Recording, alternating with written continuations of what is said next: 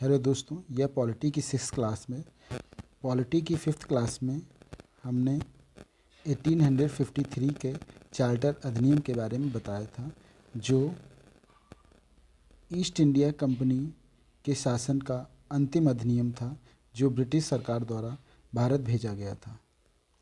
इस अधिनियम के बाद ताज का शासन प्रारंभ होता है, जो 1858 के भारत शासन अधिनियम के तहत प्रारंभ होता है। तो इस अधिनियम के बारे में जानते हैं, जो 1857 सिपाही विद्रोह, जो भारत का प्रथम स्वतंत्रता संग्राम है, उसके बाद 1858 का भारत शासन अधिनियम भारत भेजा गया। इस अधिनियम ने ईस्ट इंडिया कंपनी को समाप्त कर दिया और भारत के गवर्नरों, क्षेत्रों और राजस्व संबंधी शक्तियाँ ब्रिटिश राजशाही को हस्तांतरित कर दी।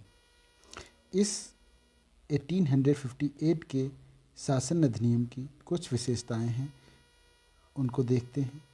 इसकी पहली विशेषता है, भारत का शासन सीधे महारानी विक्टोरिया के अधीन चला गया। दूसरी विशेषता है, गवर्नर जनरल का पदनाम बदलकर भारत का वायसराय कर दिया गया।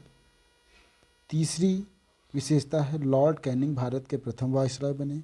फोर्थ, इसने नियंत्रण बोर्ड और निदेशक कोड समाप्त कर भारत में द्वैत शासन प्रणाली खत्म कर दी। फिफ्थ, एक नया पद सृजन किया, भारत का राज सचिव। इसका भारतीय प्रशासन पर संपूर्ण नियंत्रण था। सचिव ब्रिटिश कैबिनेट का सदस्य और यह संसद के प्रति उत्तरदायी होता था।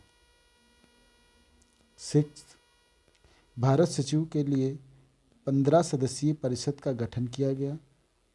इसका अध्यक्ष सचिव ही होता था। सातवीं, इस अधिनियम के तहत भारत सचिव की परिषद का गठन किया गया, जिसे भारत और इंग्लैंड में मुकदमा करने का अधिकार था। इस पर भी मुकदमा किया जा सकता था।